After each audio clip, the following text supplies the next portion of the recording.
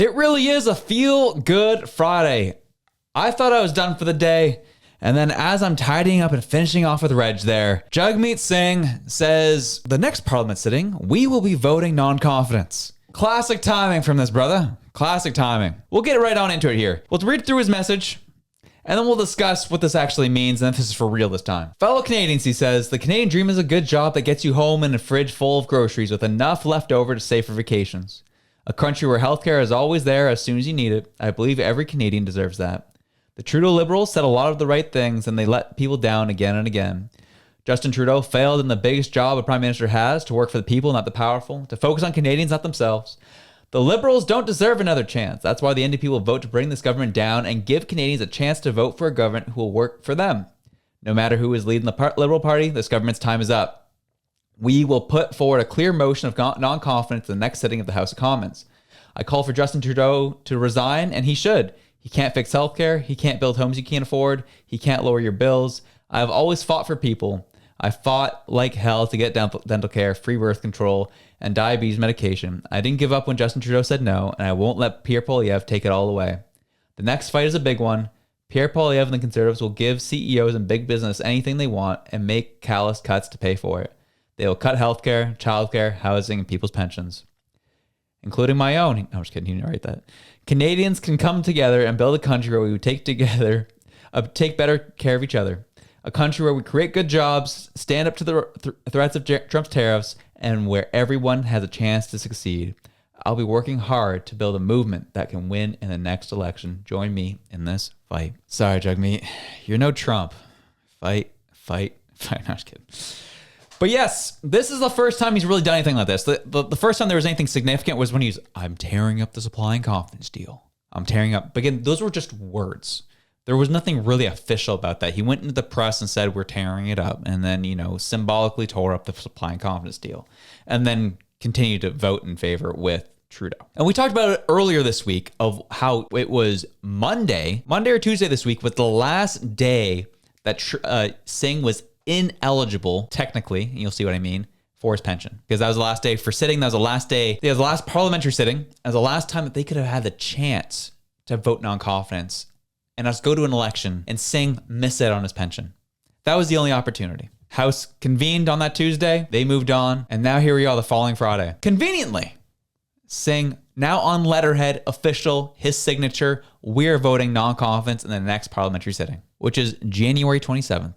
And the minimum amount of time for an election is 37 days, which means, and if you've done the math, he's eligible for his pension February 25th. The election would stretch past that. He would have his pension and he'll move on with his life. And we, the taxpayers, will fund it and pay for it. But that is wild. If he holds to his word, which in this case shows all the telltale signs he will, putting it official on letterhead is actually really important. I know it seems really small and really stupid, but this is the first time he's actually done that in this capacity. And for him to actually say, we are going to vote non-confidence is the first time he's uttered those words. First time he's ever uttered those words. You can be cautious. Even Pierre has coaxed him and egged him on in House of Commons.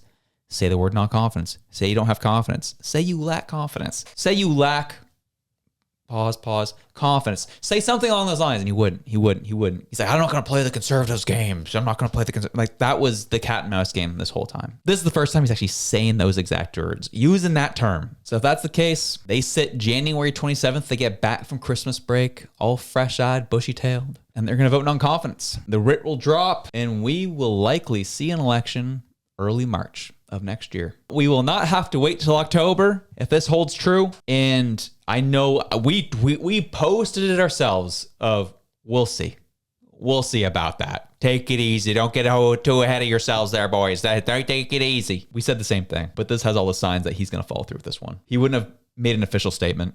He wouldn't have used the words non-confidence if he wasn't going to go through with it. Granted, I don't put it past Singh to then have some food over the holidays, talk to some friends, and come back being like, you know what? I kind of did that emotionally. We're going to keep this thing going. He also wouldn't have said everything he said. It almost looks like he took all Poilievre's words essentially and put it into a document. That's how it looked like. He's like, he wrote that in ChatGPT, all things that Trudeau's failed in. He's like, put this in the tone of Pierre Poilievre. That's kind of what it would have sounded like. It sounded like he did that in ChatGPT with Pierre Poilievre's tone.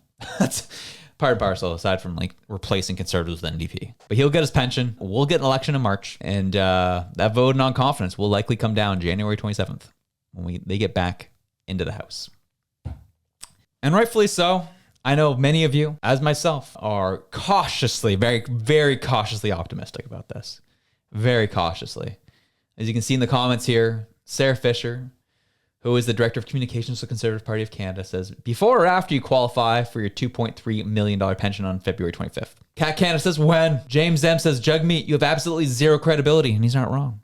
Stacey says, we will put forward a clear motion of non-confidence in the next sitting of the House Commons, quoting Jagmeet. And she says, sure, Jag, sure. Kenneth Chung says this is basically a confirmation that the House will be prorogued in the spring. Kenneth brings up a good point. That could be the way that Trudeau prolongs the pain. But as we were talking about me and Reg earlier, these backroom conversations Trudeau's been having with his team and how the senior officials in the Liberal Party have insulated Trudeau from any type of criticism, which makes sense of why he thinks he's the man. So we'll see if the senior leadership and Liberals have any say over this. They very possibly, potentially, could prorogue Parliament for just a little bit longer. That could happen. Or they actually sit in January 27th. Jagmeet actually follows through with what he said here in this letter. Vote of non-confidence comes down, and we will be going to the polls early March.